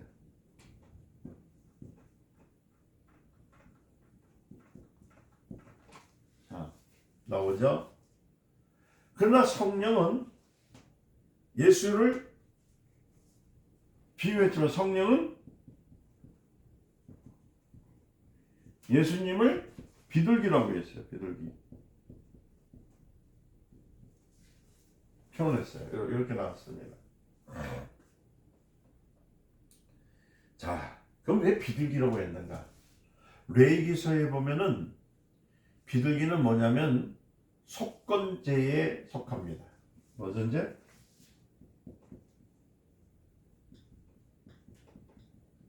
속건제에 비둘기입니다. 속건제. 양은 1년에 한 번씩 드리죠. 그래서 이건 대속제입니다. 대속제. 맞아. 이 1년에 한 번 드리는 거예요. 이 똑똑한 대속제입니다. 양은 그러니까 바로 율법의 마침이 되는 요한은 뭐라고는 줄을 가지고 양이라고 왔고 그랬습니다. 양은 율법의 마침이 이루기 때문에 모든 율법의 마지막 해 때마다 한 번씩 율법의 마침이 누구로 시작하면 양으로 시작하거든. 그래서 예수는 율법의 마침이 되는 양이라고 요한은 본 겁니다. 그 다음에 성령은 저는 비둘기로 했던 것은 뭐냐면 매일매일 이건 1년입니다. 1년. 그래서 비둘기는 매일입니다. 매일 정결케 하신 분.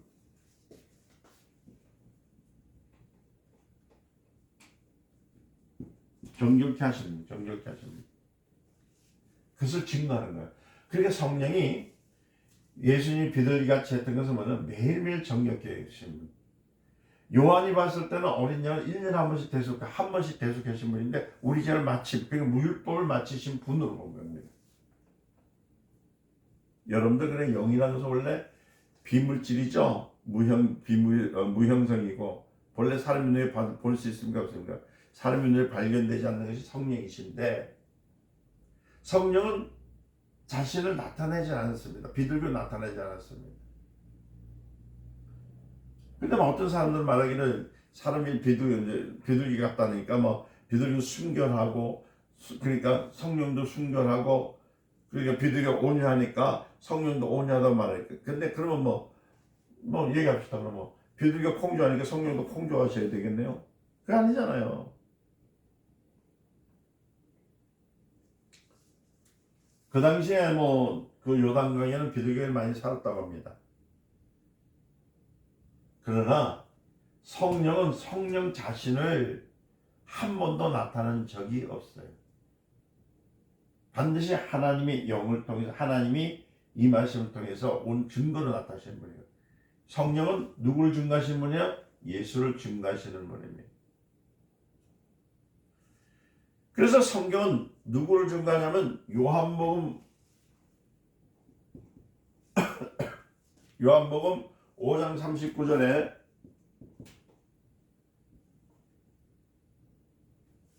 요한복음 39절에 뭐라고 하면 누구를 증거하냐면 성경은 나에 대한 증거라고 예수님 말씀하세요. 나에게 누구에게? 예수에게 증거하는 걸 말하고 또 요한복음 8장 18절에 또 뭐라고 말씀하셨냐면은 아버지도 나를 증거하신다고. 아버지가 증거할 때는 사랑하는 아들로 증거하시죠. 아버지가